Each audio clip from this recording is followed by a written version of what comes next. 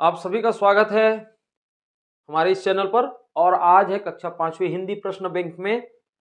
पाठ है रेशम, चंदन और सोने की धरती कर्नाटक। सही उत्तर पर टिक का निशान लगाना है। और यहाँ पर है पहला प्रश्न, मछली का बहुवचन होगा। तो मछली का बहुवचन होगा मछलियां। देखिए या में जो है आपका चंद्र बिंदु लगना चाहिए, तो ये हो जाएगा मछलियां। फिर हम देखें इसमें तो चंद्र बिंदु नहीं है। और यहाँ पर देखें ये भी मछलियां लिखा है, तो ऐसा प्रिंट मिस्टेक हो गया है।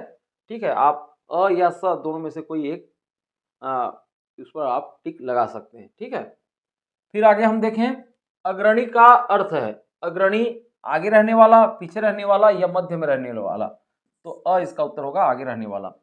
नीचे दिए गए शब्दों में से एक शब्द शुद्ध है, उसे पढ़ो और पहचानो। प्रसाद, आकर्षण और यह है खिड़की। तो देखिए यहाँ पर जो शब्द है वो है एक शब्द शुद्ध है और उसको पढ़ना है। तो यहाँ पर आकर्षण भी शुद्ध है और खिड़की भी शुद्ध है।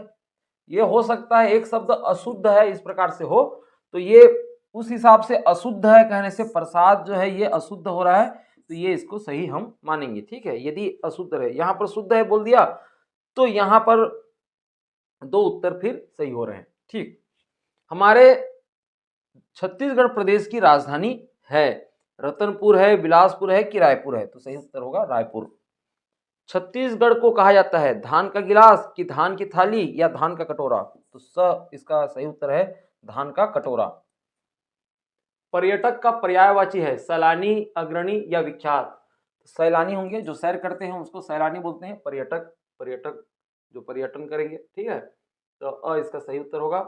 सोने या स्वर्ण धातु से बनते हैं, क्या बनते हैं? गहने बनते हैं। ठीक है, खाने का सामान या पेय पदार्थ नहीं। बंदरगाह उस जगह को कहते हैं जहां बड़े बड़े जहाज आकर के खड़े होते हैं, बड़ी बड़ी रेलगाड़ियां आ सकती हैं या बड़े बड़े वायुयान आकर उतरते हैं। नहीं, जहां पर जहाज, बड़े बड़े जहाज आकर के खड़े होते हैं, ये पानी जहाज की बात हो रही है। तो अ इसका सही उत्तर होगा। रेशम बनता है कपास से, कोकून से या कागज से? कोकून से बनता है। रेशम एक कीड़ा होता है जो कोकून बनाता है अपना घर, उसी से फिर रेशम के धागे निकाले जाते हैं। चंदन के वृक्ष कहाँ कहाँ पाए जाते हैं? तो चंदन का वृक्ष मुख्य रूप से दक्षिण भारत के कुछ हिस्सों में पाया जाता है, खास करके कर्नाटक, तमिलनाडु और केरल में। और इसके अलावा चंदन के वृक्ष मध्य और पश्चिमी भारत के कुछ क्षेत्रों में भी पाए जाते हैं। तो चंदन का वृक्ष मुख्य रूप से उष्ण कटिबंधीय और उपोष्ण कटिबंधीय क्षेत्र में उगता है, जहां गर्म और नम वातावरण होता है। ठीक है, उष्ण कटिबंधीय और उपोष्ण कटिबंधीय ये क्या है? ये पृथ्वी को तापमान के आधार पर इस प्रकार से उसके क्षेत्र को बांटा गया है। ठीक है, हमारे प्रदेश के वनों में एक बहुमूल्य वृक्ष बहुतायत में पाया जाता है। उस वृक्ष का नाम एवं उसकी लकड़ियों के कोई दो उपयोग लिखो। तो देखिए आपके प्रदेश में जो बहुमूल्य वृक्ष पाया जाता है ना, वो संभवतः हम देखें तो छत्तीसगढ़ में सागौन है ना, सागौन है। और क्योंकि यह छत्तीसगढ़ और अन्य मध्य भारतीयों के क्षेत्र में ये पाया जाता है, इसलिए इसका नाम है सागौन है, साल है, बीजा है, जो भी है आप अपने हिसाब से इसको लिखेंगे उत्तर को। जैसे हम सागौन लकड़ी का उपयोग देखें तो फर्नीचर निर्माण में और जितने भी निर्माण संबंधी काम होते हैं उसमें इसका उपयोग होता है, इसके लकड़ी का। तो इसको आप लिख सकते हैं। फर्नीचर में हम देखें तो जैसे कुर्सी, मेज और अलमारी बनाने में। ठीक है, और निर्माण कार्य में हम देखें तो जो भी घर के जो दरवाजे हैं, खिड़कियां हैं और छत की छतरी बनाने में, क्योंकि यह मौसम के प्रभाव से बचने के लिए एक मजबूत और दीर्घकालिक होती है, जल्दी से सड़ता नहीं है, इसलिए इसका उपयोग ये होता है। गद्यांश को पढ़कर नीचे दिए गए प्रश्नों के उत्तर लिखो। और यहाँ पर है प्रश्न, छत्तीसगढ़ की सीमा को छूने वाला राज्य है। यहाँ पर हम पढ़ लेते हैं पहले। छत्तीसगढ़ मध्य भारत में है, इसे धान का कटोरा कहते हैं। झारखंड, उड़ीसा, आंध्र प्रदेश, महाराष्ट्र, मध्य प्रदेश, उत्तर प्रदेश छत्तीसगढ़ की सीमा को छूने वाले राज्य हैं। ठीक है, यहाँ की प्रमुख आजीविका खेती है और मुख्यतः यहाँ लोहा, कोयला, बॉक्साइट, मैग्नीज, हीरा आदि खनिज यहाँ पर मिलते हैं। गंगरेल, हसदेव, बांगो यहाँ की प्रमुख बांध है। कर्मा ददरिया प्रमुख लोकगीत है। पंथी कर्मा सुआ, राउत नाचा यहाँ के प्रमुख नृत्य हैं। और छत्तीसगढ़ तेजी से विकास कर रहा है। ठीक है, तो यहाँ पर छत्तीसगढ़ की सीमा को छूने वाला राज्य है कर्नाटक है कि उड़ीसा है या जम्मू कश्मीर है। तो छत्तीसगढ़ की सीमा को छूने वाला राज्य है वह है उड़ीसा। यहाँ की मुख्य आजीविका क्या है? मुख्य आजीविका खेती है। कर्मा उदरिया क्या है? लोकगीत हैं कि लोक संगीत हैं कि लोक नाटक हैं? तो देखिए यहाँ पर लिखा है कर्मा उदरिया प्रमुख लोकगीत हैं, तो लोकगीत हैं। आपको गद्यांश को पढ़ करके इन सारे प्रश्नों को बनाना है, इसका उत्तर ढूंढना है। फिर आगे हम देखें छत्तीसगढ़ के प्रमुख बांधों के नाम लिखो। तो यहाँ पर जैसा कि पहले यहाँ पर है आपका बांध गंगरेल, हसदेव, बांगो यहाँ के प्रमुख बांध हैं, ठीक है। तो इस प्रकार से और कुछ बांधों के नाम यहाँ पर है। तो छत्तीसगढ़ के 4 खनिजों के नाम कोयला, लौह इस्क, बॉक्साइट, चूना पत्थर, ये इस प्रकार से आप लिख सकते हैं। फिर आगे हम देखें अपने क्षेत्र के लोक नृत्य और लोकगीतों के बारे में लिखो।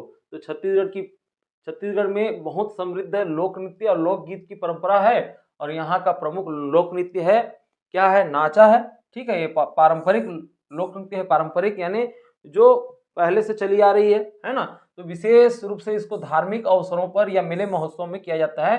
राउत नाचा विशेष रूप से राउत समुदाय द्वारा किया जाता है और जिसमें नर्तक जो है गेंदा, बांसुरी और ढोलक का उपयोग करते हैं, ठीक है। सुआ नृत्य में हम देखें तो इसमें महिलाओं द्वारा ये विशेष रूप से ये नृत्य किया जाता है ना, जिसमें वे एक समूह में गाने और नृत्य करते हैं।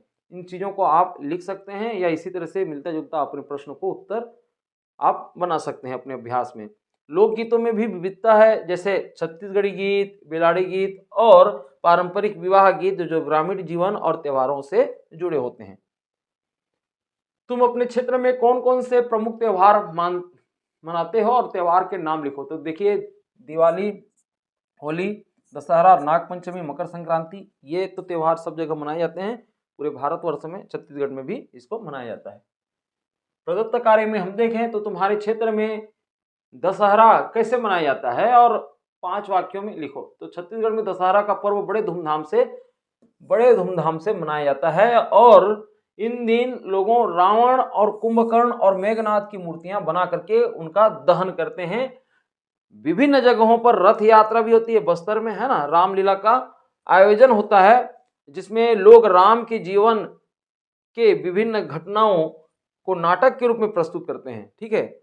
और परिवारों में पूजा अर्चना भी की जाती है और लोग एक दूसरे को मिठाइयाँ या तोहफे देते हैं।